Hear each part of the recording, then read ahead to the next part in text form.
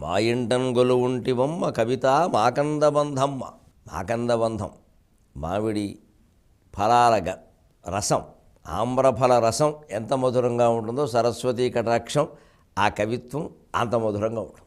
కవిత మాకందబంధమ్మ నీవేయింటన్ గొలువుండినన్ పలికెడిన్ స్వేచ్ఛావిహారక్రియన్ శ్రేయోదాయక కావ్యకంఠము.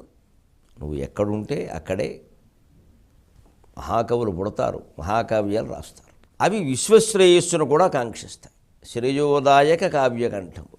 కవిత్వం ఊరికే మనం బిరుదులు సన్మానాలు పొందడానికి కాదు, లోకానికి ఏం మేలు జరిగింది అనేది ముఖ్యం. నిరేజాసన ప్రేయసి. బ్రహ్మదేవుడికి నీకంటే ఇష్టమైన వారు ఎవరమ్మా? అంచేత మా తలరాత మార్చాలన్నా మారాలన్నా నిన్ను పట్టుకుంటే చాలు. ఈవిడిని పట్టుకుంటే ఈవిడ ఆయన్ని పట్టుకుంటుంది. నన్ను బ్రహ్మని చెప్పవే సీతమ్మ తల్లి అని. ఇంకా బ్రహ్మదేవుడికి మనం భయపడక్కర్లేదు. మనం ఎలా రాయమంటే అలా రాస్తాడు. ఆవిడ ఎలా రాయమంటే అలా మనం కవిత్వం రాస్తే, మనం ఎలా రాయమంటే అలా ఆయన మన తలరాత రాస్తాడు. అంచేత లోకంలో అందరికీ తలరాతలు బ్రహ్మదేవుడు రాస్తాడేమో కానీ మా సాహిత్యవేత్తలకి, కవులకి, పండితులకి మాత్రం మా తలరాతలు అమ్మవారే రాస్తుంది. కాస్త స్త్రీ కాబట్టి మా యందు జాలి సానుభూతి ఎక్కువ. ఏందైనా బిడ్డలు కదా, అంచేత బాగానే రాస్తుంది. సాహిత్యాన్ని నమ్ముకున్నవాడు ఎవడు చెడిపోడు, సంగీతాన్ని నమ్ముకున్నా అంతే. నిజంగా నమ్ముకోవాలి, అమ్ముకోకూడదు. ఇప్పుడే గ్రహించాల్సింది ఆ సరస్వతి కటాక్షం వల్ల సాహిత్యవేత్తలకి, అవధానులకి ఎన్నో వైభవాలు పడతాయి, ఎన్నో రకాల అనుకోని భోగాలన్నీ వస్తాయి. ఎప్పుడూ మనసులో ఉండాల్సింది ఒకటే, ఈ అంత్యాక్షరికి ఎప్పుడే సెలవు. అమ్మా ఇది ఏదో జీవితం అంత్యాక్షరి ఆటలా ఉందమ్మా. ఒకరు ఆపేస్తే ఇంకోరు అందుకుంటున్నారు, అంటే ఒకటి అయిపోతే ఇంకోటి మొదలవుతోంది. ఈ బాధ్యతలకి బరువులకి ఏమి అర్థం లేదా? అది అంత్యాక్షరంలో ఉంది. ఇది అంత్యాక్షరంలో ఏం చేస్తారు? ఓ పద్యం పాడితే ఆ పద్యం చివరక్షరం బట్టి ఇంకో పద్యం పాడేవారు పూర్వం. ఇప్పుడు అంత పరిజ్ఞానం లేదు కాబట్టి పాటలు మొదలెట్టారు, అది కూడా సినిమా పాటలు. సరిపోని ఏదో ఒకటి, ఏదో ఒక రకంగా మెదడుకు పని కల్పించాల్సిందే కదా. జీవితం కూడా అంతేనండి, అంత్యాక్షరి. ఈ పని అయిపోయింది, దానికి మొదలు, అది ఇంకో దానికి మొదలు. పెళ్ళయింది, ఇంకా పిల్లలు పుట్టాలా, పిల్లలు పుట్టారు, మళ్ళీ వాళ్ళకి పెళ్ళి అవ్వాలా. ఇదే అంత్యాక్షరి. అంచేత ఈ అంత్యాక్షరికి ఎన్నడే సెలవు. ఆడలేకపోతున్నానమ్మా, అలసిపోతున్నాను, సుఖాలు కూడా భరించడం కష్టంగానే ఉంది. అందుకని నీవే ఓడినను గెలిచినాను. ఓడినా నువ్వే, గెలిచినా నీవే. నన్ను పండేలా చేయి. గెలవడం ఓడడం అన్నీ నువ్వు మీ ఆయన చూసుకుని నన్ను పండేలా చేయని అడగా, గెలవమని అడగకూడదు. పండాలి జీవితం. మా ఇంటన్ గొల్లు ఉంటివమ్మ కవిత మా కందబంధమ్మ నీవే ఇంటన్ గొల్లు ఉండినన్ పలికెడిన్ స్వేచ్ఛావిహారక్రియన్ శ్రేయోదాయక కావ్యకంఠములు నీరేజాసన ప్రేయసి. ఈ అంత్యాక్షరికి ఎన్నడే సెలవు నీవే ఓడినన్ గెల్చినన్. మరీచిర్దమనోహంసస్సుపర్ణో భుజగోత్తమ హిరణ్యనాభస్సు తపా పద్మనాభ ప్రజాపతి. భుజగోత్తమ శేషుడైనా వాసుకైనా ఎవరిని చెప్పుకున్నా పర్వాలేదు, ఇద్దరూ పరమాత్మ స్వరూపమే. ఇదివరకు ఇదే అనంతహ అని వచ్చినప్పుడు నన్నయ్య గారి భజన చెప్పుకున్నాం. మనకేం పద్యాలు లోట. ఇప్పుడు శ్రీనాథుడి విశేషాలు చెప్పుకుందాం. భుజగోత్తమ, భుజగములన్నింటిలోకి ఉత్తముడైన వాడు శేషుడు. కేవలం ఏదో గొప్పతనమా? ప్రధానోపాధ్యాయుడు అనమాట. ప్రధానోపాధ్యాయుడు ఎలా ఉండాలి? ఓ సంస్థకు అధిపతి ఎలా ఉండాలి? బాధ్యత తీసుకున్నటువంటి వాడు ఎలా ఉండాలి? శేషుడిలా ఉండాలి. ఆయన భూభారానికి బాధ్యత తీసుకున్నాడు కాబట్టి దమయంతి స్వయంవరానికి అందరూ వెళ్ళిపోతున్నా ఆయన వెళ్ళలేకపోయాడు. దమయంతి స్వయంవరానికి రకరకాల ద్వీపాధిపతులు వచ్చారు. ప్రక్ష ద్వీపాధిపతి, క్రౌంచ ద్వీపాధిపతి, శాల్మలి ద్వీపాధిపతి, ద్వీపాధిపతులు వచ్చేసారు ఏకంగా. ఊరికి గౌడ దేశం, మాళవ దేశం, మగధ దేశం చెప్పక్కర్లేదు. ఇంకా దమయంతి పెండ్లి చూడ గదడదడమని వచ్చినారు ధరణీపతులే అని చెప్పారు. అంతే, మొత్తం ధరణీపతులు అంతా వచ్చారు. దమయంతి అంత సౌందర్యవతి. సరిగ్గా ఆ సౌందర్యంలోనే చూడండి దమయంతి, ఇంద్రియ నిగ్రహం కలిగింది. దమయంతి ఆ పేర్లు అలా ఉంటాయి. దాని సందేశం ఏది? అందంగా ఉన్నవాళ్ళకి ఆ ఇంద్రియ నిగ్రహం కూడా ఉండాలి, వేషాలు వేయకూడదు. అలా అందరూ వెళుతూ ఉంటే ఎవరో చూసి శేషుని, నువ్వు రావా ఏమిటే పావు మొహన్ నేను నన్ను చేసుకుంటా, పర్వాలేదో ఏం నీ గొప్పతనం నీకుందా చూద్దాం అంటే ఇన్ఛార్జ్ హెడ్ మాస్టర్ లేడని చెప్పాట. ఈ బాధ్యతలు ఎవరైనా తీసుకోవాలి కదా, భూభారం సామాన్యమైన విషయమా? ఓ పాఠశాల బాధ్యతలే కష్టం, ఎవరో ఒప్పుకోరు. సాధారణంగా ప్రధాన ఉపాధ్యాయులుగా ఉన్న వాళ్ళ బాధ ఏమిటంటే వాళ్ళు ఎక్కడికైనా వెళ్ళాలంటే బాధ్యత తీసుకుందుకు ఎవరు దొరకరండి. నాకు ఖాళీ లేదంటే నాకు ఖాళీ లేదంటారు. చివరికి పాపం ఆ బాధ్యతలు తీసుకునే ఇన్ఛార్జ్ దొరకపోవడం వల్ల ఈయన ఒక్కోసారి ప్రయాణాలు రద్దు చేసుకోవాల్సి వస్తుంది. ఎందుకంటే ఆయనకు అప్పగిస్తారు మొత్తం, మీరు కదలడానికి వీల్లేదని. ఏదో కొద్దిగా ఇంక్రిమెంట్ ఉండగానే సరిపోలేదు, చాలా ఉంటాయి ఐస్ క్రీములు. అలాగా ఈ భూభారం మోయడానికి నాకు ఎవరూ దొరకలేదు, అందుకని నేను రానన్నట్టు. రాలేను, ఏం చేయమంటావు అన్నట్టు. అంటే అందరూ భ్రమపడ్డారన్న దమయంతి స్వయంవరానికి రావాలని. చిత్రంగా చెబుతాడు శ్రీనాథుడు, బహు చమత్కారంగా చెబుతాడు. అక్కడ ఇంద్ర, అగ్ని, యమ, వరుణ ఈ నలుగురు దేవతలు వాళ్ళు ఎలాగో ఆశపడి స్వయంవరంలో ఉన్నారు. ఇంద్రుడు, యముడు, అగ్ని, వరుణుడు. వెంటనే చూడండి కవిత్వం అంటే ఎలా ఉంటుందో. కవి ఆలోచించాల్సిన విధానం ఇది. ఏదో ఉన్నట్టు చెప్పేయడం కాదు. అక్కడ నేను సహజంగా చెప్పా, సహజంగా చెప్పడానికి ఫోటో చాలు, కవిత్వం ఎందుకు? నలుగురు వచ్చారు, నలుగురు దిక్పాలకులే. ఇంద్రుడు తూర్పు దిక్కు, యముడు దక్షిణం, అగ్ని ఆగ్నేయం, వరుణుడు పశ్చిమం. మరి మిగిలిన నలుగురు ఎందుకు రాలేదని అనిపిస్తుందిగా మనకి. ఈ ఆశ వీళ్ళకి ఎందుకు పుట్టింది? దానికి చమత్కారంగా జవాబు చెప్పాలి. ఆ చమత్కారం మళ్ళీ సహజంగా ఉండాలి, ఏదో కల్పించినట్టు ఉండకూడదు. దానికి ఎంత బాగా చెబుతారంటే శ్రీనాథుడు, ఇంద్రుడు వచ్చాడు, సరే అగ్ని వచ్చాడు, యముడు వచ్చాడు, నాలుగో మూల ఎవరు? నిరుతి, రాక్షసుడు. ఆయన ఎందుకు రాలేదంటేట, దమయంతి రాజ్యంలో ఆ భీష్మక మహారాజు దగ్గర భైమి, వాళ్ళ నాన్నగారి పేరు భీమసేనుడు. ఆయన రాజ్యంలో బ్రాహ్మణులు ఎక్కువ, మంత్రాలు తెలిసిన వాళ్ళు చాలామంది ఉన్నారు. వాళ్ళు నేను రాక్షసుడిని, నేను వస్తే వాళ్ళు మంత్ర దిగ్బంధం చేసేస్తారు, లోపలికి రానివ్వరు, ఒకవాడు వస్తే బయటికి వెళ్ళనివ్వరు అని బ్రాహ్మణుల తపశ్శక్తికి మంత్రశక్తికి బలపడిన రాక్షసుడు కాబట్టి ఆయన రాలేదు. లేదా భ్రమ ఉందట. వాయువు ఎందుకు రాలేదు? దానికి ఒక గమ్మత్తైన కారణం చెబుతాడు. వాయువు వాహనం జింక, లేడీ. వాయుదేవుడు అంతా సర్దుకుని వెళ్ళడానికి సిద్ధపడుతూ లేడీని తయారవ్వమన్నట్టు. లోపల లేడీని ఏం చేశాడో తెలియదు కానీ ముందు లేడీని తయారవ్వమన్నాడు. ఈ లేడీ కోసం బయలుదేరాడు. తయారవుతుంటే ఆ లేడీ, నువ్వు పెడితే వెళ్ళు, నేను రాను, ఈసారి నేను రాను. ఏం నీకేమైంది, ఈ జంతువు నువ్వు రావడానికి ఏమైంది, లేకపోతే ఎలాగ నాకు వాహనం కదా అంటే, ఆ అమ్మాయి కళ్ళు నా కళ్ళలాగా ఉంటాయి, ఆ అమ్మాయి కళ్ళు చూస్తే నాకు కుళ్ళు, నేను రానందుట. లేడీ కళ్ళలా ఉంటాయట దమయంతి కళ్ళు, అందుకని లేడీ నేను చూడలేను, నాకు చికాకు అలాగా, నాలా ఎవరన్నా ఉంటే నాకు నచ్చదు, నేను ఒక్కతనే ఉండాలి, నేను రాను. లేడీ లేక మానేసేట. కుబేరుడు బయలుదేరేట. వాళ్ళు ఆవిడ, ఏమిటి బయలుదేరారు, ఏమిటి బస్ స్టాండ్కి కడుతున్నారు, ఏమిటి మధ్యాహ్నం పూట అందుటే. ఆ దమయంతి అని చెప్పి ఈవిడ ఏమనుకుంటుందని, దమయంతి స్వయంవరం అన్నట్టు. అలాగా మనకా దమయంతి గురించి అందరూ పెడుతున్నారు, విన్నాను, బాగుంది, మీరు కూడా ఒకసారి అర్థం చూసుకోండి. అది నాకేమైనా అర్థం చూసుకున్నాడు. ఈ ఎడమకను గవ, కుడికనో ఎడంకనో గవ ఇలా ఆడుతూ ఉంటుంది. అప్పుడు చూసి మరి అది అలాంటి వాడు కాబట్టి నేను చేసుకున్నాను, ఏదైనా ఉద్యోగం ఇస్తారు కాబట్టి ప్రభుత్వం వాళ్ళని, మళ్ళీ నువ్వు బయలుదేరేవాడు దమయంతి, కూర్చున్నాడు ఆయన. చివరికి ఈశ్వరుడు ఆయన మరి వాయువు గురించి రాక్షసుడి గురించి చెప్పినట్టుగా ఈశ్వరుడు గురించి చెబితే బాగుండదు, కొంచెం ఔచిత్యం ఉండాలి, పెద్ద ఆయన, గొప్ప ఆయన, దానికి తగినట్టుగా చెప్పాడు. ఈశ్వరుడు కూడా బయలుదేరేట. ఈశాన్య దిక్కు అధిపతి కదా దమయంతి స్వయంవరం. అమ్మవారు అడిగిందండి, ఏమిటి బయలుదేరుతున్నారు, ఇలాంటి వేషాలు వేస్తారనే నేను అర్ధనారీశ్వరుడైంది, నాకు తెలుసు, నేను లేకుండా మీరు ఎలా పెడతారు, ఇలా ఇవో ఉన్నాయి, తక్కువ వాళ్ళు ఏమిటి, అప్పుడప్పుడు మీరు విష్ణువు కలుస్తూ ఉంటారు, ఆయన బుద్ధులే మీకు వస్తున్నాయి అని చెప్పి వెళ్ళడానికి వీల్లేదంటే, అంటే ఈ ఊరికే చూద్దామని అంటే ఏమిటి అంత అందంగా ఉంటుందా అన్నట్టు. అంత అందంగా ఉంటుందా అని ఈవిడ అమ్మవారు. చాలా నీకు తెలియదు పార్వతి, ఊరికే నేను మరో ఉద్దేశం కాదు, అబ్బబ్బే ఊరికే చూసి వస్తానంతే, అవసరమైతే ఓ సెల్ఫీ దిగుతాను, అంతకంటే ఏం లేదు. దమయంతి చాలా అందంగా ఉంటుందట. ఎంత అందం అంటే పార్వతి 2 కళ్ళు చాలవు అన్నట్టు. అందుకే కూర్చోండి. అదేమిటంటే మరి 2 కళ్ళు చాలకపోతే ఏం చేస్తారు, 3వ కన్ను తెరుస్తారు, లోకం భస్మం అయిపోతుంది, కొంపలు అంటుకుంటాయి, కూర్చోండి అద్దట. ఈ చమత్కారానికి వచ్చుకుని శివుడు కూర్చున్నట్టు. ఇలా మొత్తం దమయంతి స్వయంవరానికి అందరూ తలో కారణం వల్ల వెళ్ళలేదు అన్నాడు.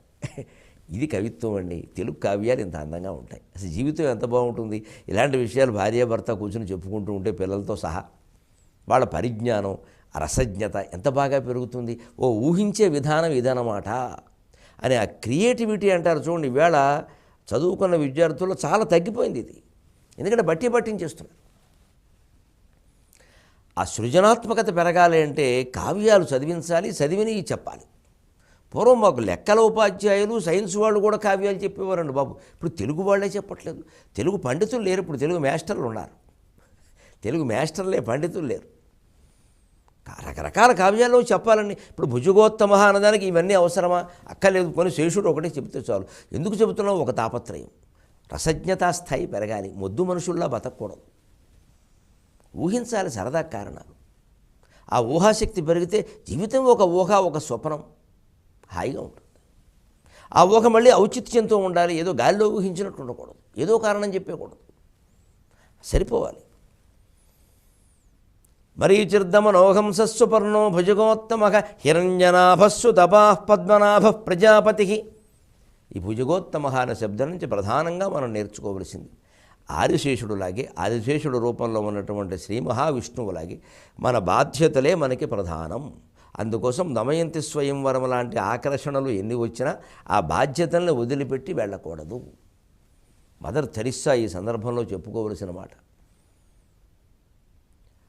పోప్ జాన్ పాల్ వస్తున్నాడని తెలిసి కూడా ఆయన్ని వెళ్ళి సందర్శించడం రాసమర్యాద ప్రకారం ఈవిడ ధర్మం అయి ఉండి కూడా ఆ నిర్మల హృదయ ఆశ్రమం నుంచి ఆవిడ బయలుదేరుతూ ఉంటే రేపో మాపో పోవడానికి సిద్ధంగా ఉన్న ఒక రోగి ఆవిడ కొంగు పట్టుకుని ఇలాగా, అమ్మా వెళ్ళిపోతున్నావా, నువ్వు లేనప్పుడు నేను చనిపోతానేమో అన్నట్ట.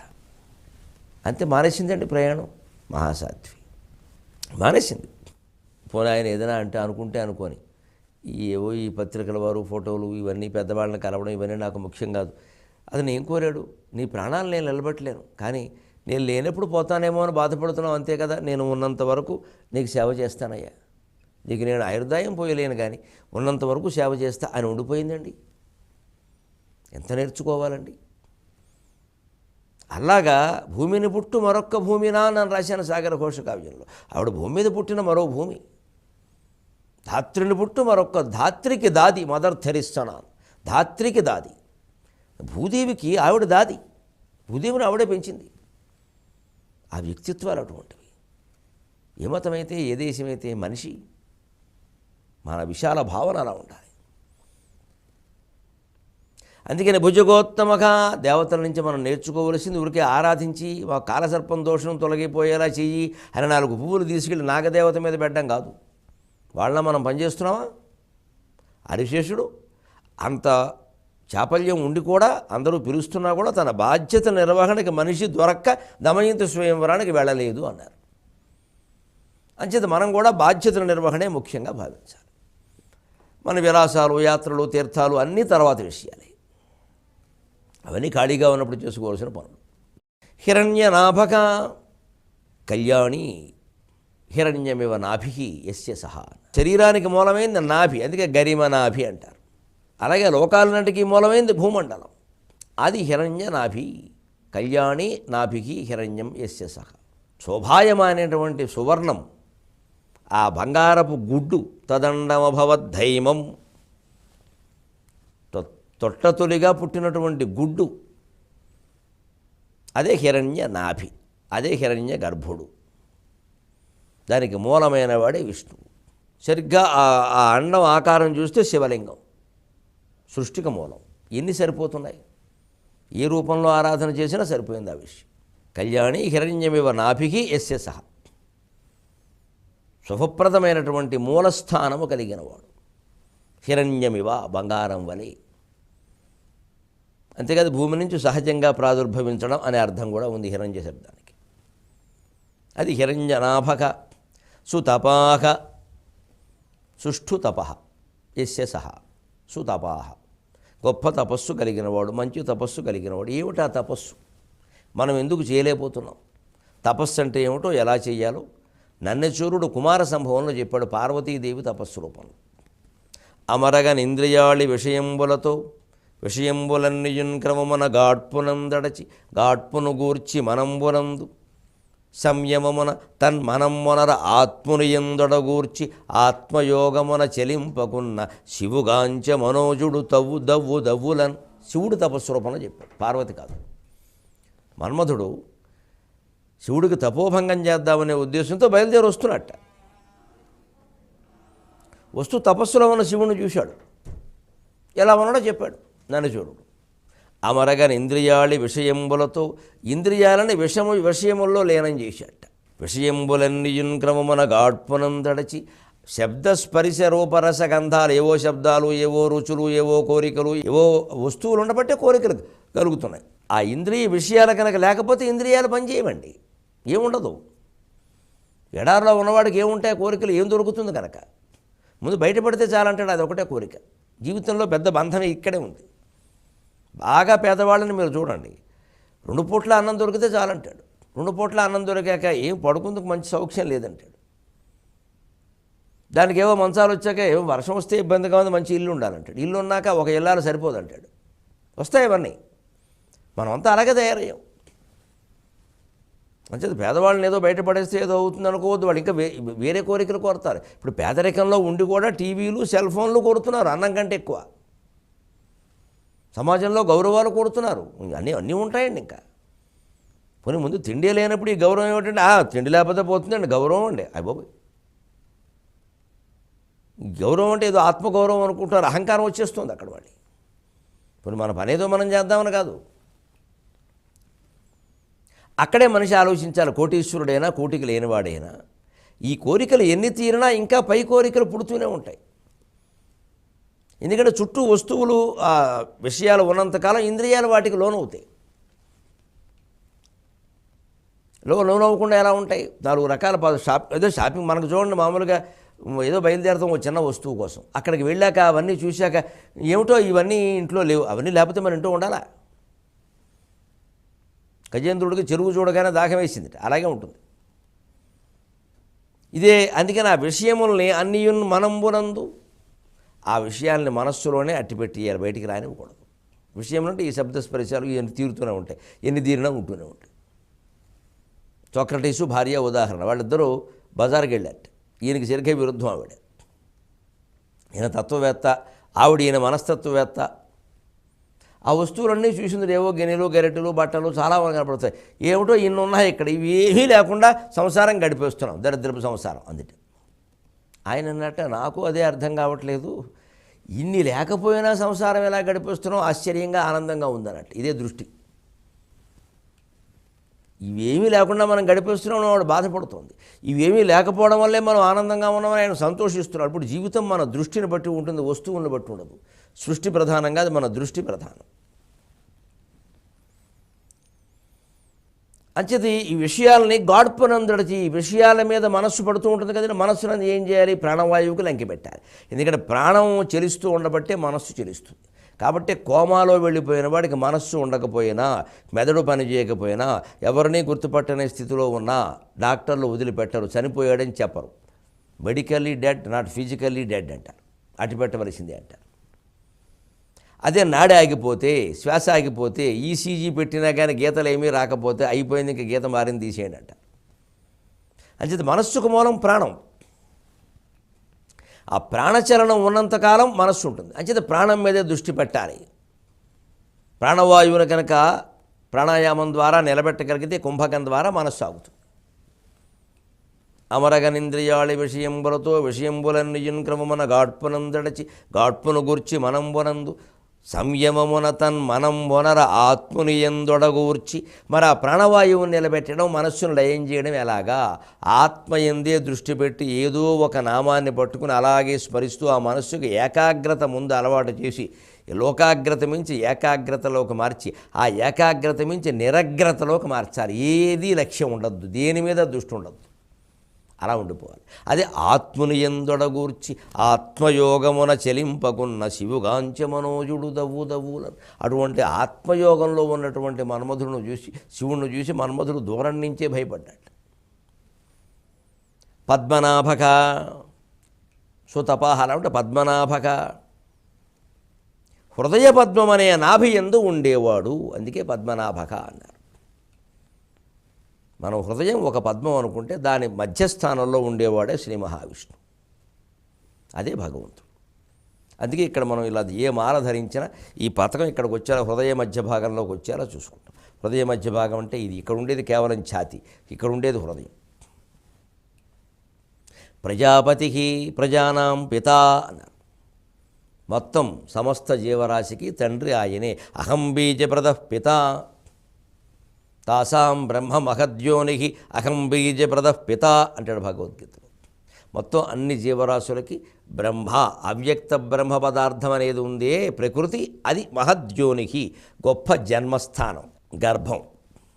అహం బీజప్రదః పితా, దానికి తేజస్సు ఇచ్చింది నేను. అంటే గమనించండి, మనస్సు ఉండగా ఆత్మ తేజస్సు లేకపోతే మనస్సు ఏం చేయలేదు. అందుకే మనం రాత్రి పడుకున్నప్పుడు ఆత్మ తేజస్సు అలా ప్రకాశిస్తూ ఉంది కాబట్టి దాని అది మనస్సు మీద ప్రసరించింది, మన శరీరం మీద ప్రసరించట్లా. ఎందుకంటే శరీరం విశ్రాంతి తీసుకుంటాం. అప్పుడు ఆ మనస్సు 72,000 నాడుల్లోకి ప్రసరించి ఆ జ్ఞాపకాలన్నీ బయటికి లాక్కొచ్చింది. అదే కళ.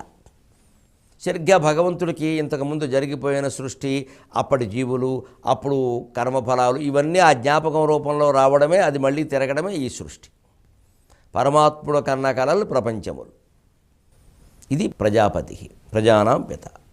మళ్ళీ కలిసే వరకు